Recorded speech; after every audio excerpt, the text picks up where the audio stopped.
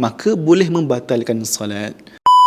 Qul a'udzu birabbin nas. Di manakah kesalahan pada pengucapan ayat ini? Jawapannya adalah pada huruf qaf. Jom kita bahas bersama-sama. Kata Imam Ibnu Al-Jazari, wa minha aqsal lisani fawq thumma al-kafu dunah, dan daripadanya makhraj huruf, bahagian paling belakang lidah keluar huruf qaf, kemudian di bawahnya huruf kaf. Apa yang dikatakan Imam Ibnu Jazari, kalau kita boleh huraikan, adalah huruf qaf ini keluar daripada pangkal lidah paling belakang menyentuh di langit lembut.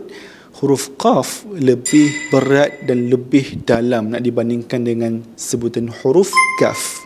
Itu adalah pembahasan dari segi makhraj sebutan huruf qaf. Aqa, iqa, uqa. Kita bahaskan pula tentang sifatnya. Suaranya jelas, nafasnya tidak mengalir. Bunyinya terhenti seketika sebelum dilepaskan. Lidah terangkat ataupun bunyinya tebal. Dan huruf qaf juga melantun bila disukunkan ataupun diwaqafkan. Fakta menarik tentang huruf qaf. Huruf qaf ini adalah huruf yang paling tebal di antara huruf-huruf tebal yang lain. Implikasi apabila kita tidak berhati-hati dalam sebutan huruf qaf. Jika kita hilangkan sifat isti'la pada huruf qaf, maka huruf yang tidak sah. Contoh, kita sebut huruf qaf ke kaf, makhrajnya berubah.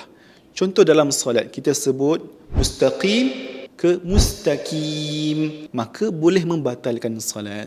Wallahu a'lam. Jika anda rasa video ini bermanfaat, kongsikan dengan rakan-rakan anda. Malu mengaji, ingat kami, ingat KMP.